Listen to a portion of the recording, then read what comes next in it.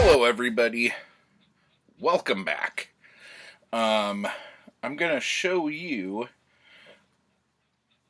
a bunch of True Believers that I got in a True Believer haul that I got down at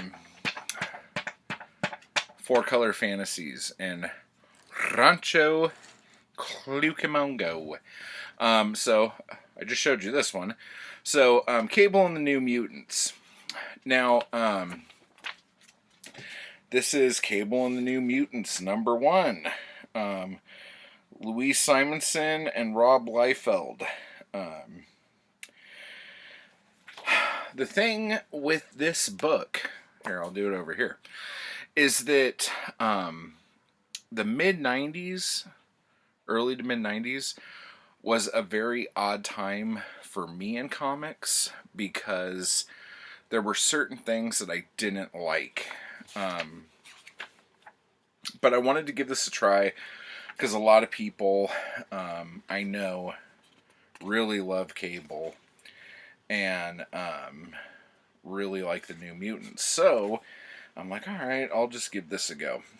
And in the 90s, some of the things that kind of plagued comics are ridiculous amounts of text. And I understand that there were some very ambitious writers in the 90s. But I want, like, I read books, you know, and when I read a comic, I want, like, a visual medium. And I know that's not everyone's cup of tea or whatever. But, like, there's a lot of times when there's so much text that the actual images have to be smaller, like over here, to get points across. But another thing I hated about the 90s is stuff like that. Like the most ridiculous suits ever. Just really bulky and big and heavy and ridiculous. I just really didn't like it. But the thing that I did like about the late 80s going into the 90s was ridiculous musculature. And like Cable looks badass. Okay? He's just a badass looking dude. Although on this front cover, what I don't like is his ridiculously huge shoulder pads. I know it's probably just like a vest or something, but it always rubbed me the wrong way. So I feel like there's a lot I'm going to have to get past in order to like this. I flipped through it and was reading it, and I was so annoyed with the things that annoy me that I just didn't even want to finish it. But I think I'm going to give it another go. Infinity Gauntlet. This one is a much bulkier one. And this is Jim Starlin and George Perez. I love this first page. And things like this are awesome.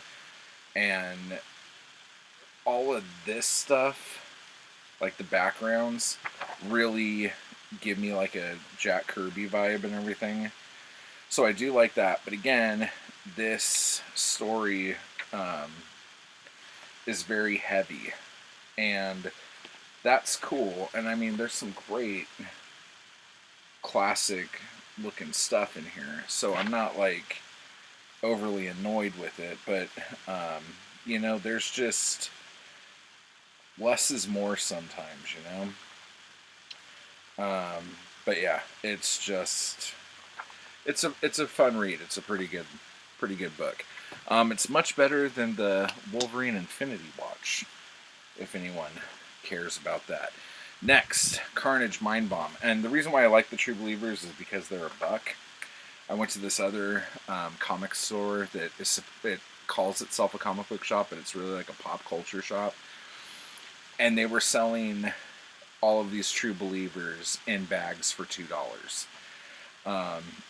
Because obviously the guy doesn't have an actual distribution deal, and he just goes to the comic book shop and buys stuff to sell in his shop.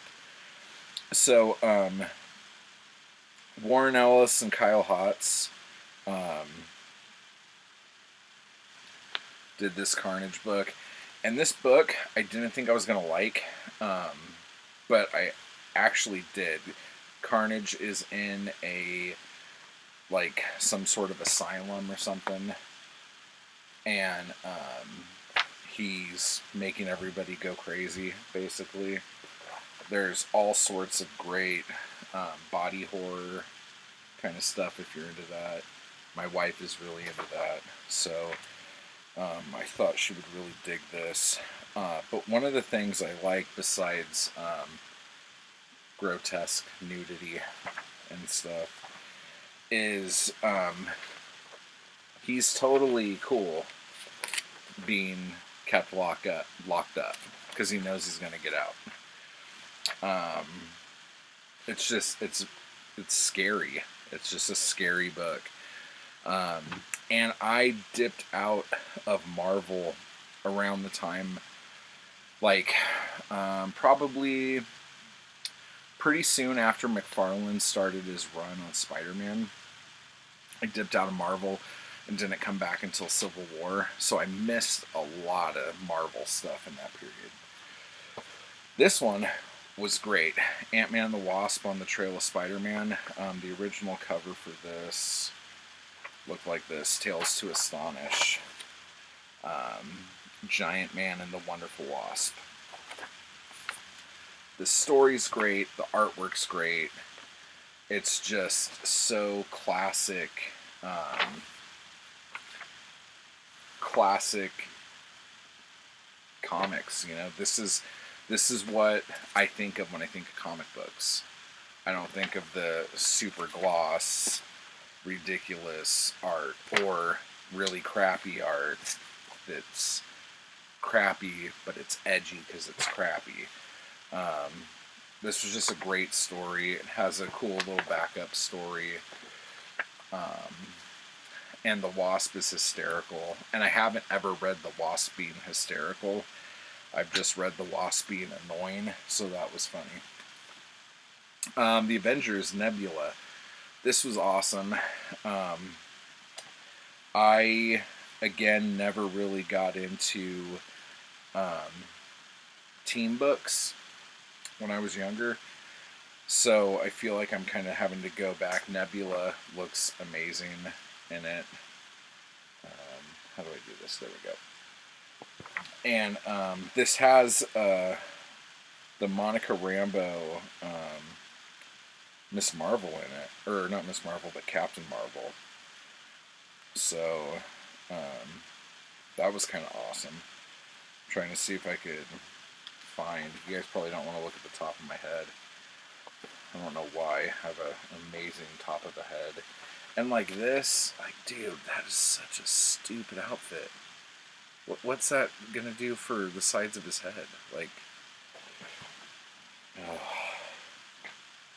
really dumb. Oh, here we go. Here's some Rambo. And I dig her because she's got this whole, like, 1970s Pam Grier vibe. Need I say more?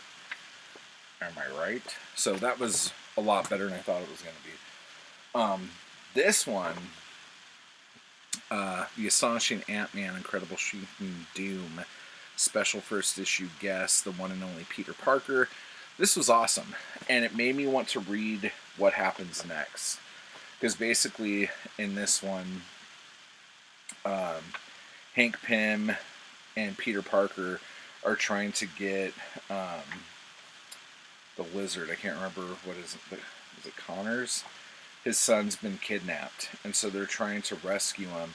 But Peter Parker doesn't want Ant-Man to know that he's Spider-Man, so he's like having to like do everything on the sneaky. And he tells Peter to take off afterwards, and he's like, I can't get bigger. I'm stuck in this little tiny spot.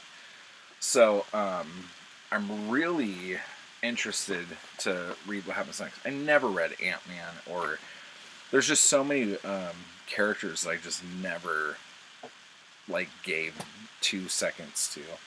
So that's it for the True Believers haul I did. So let me know down below what you think of these.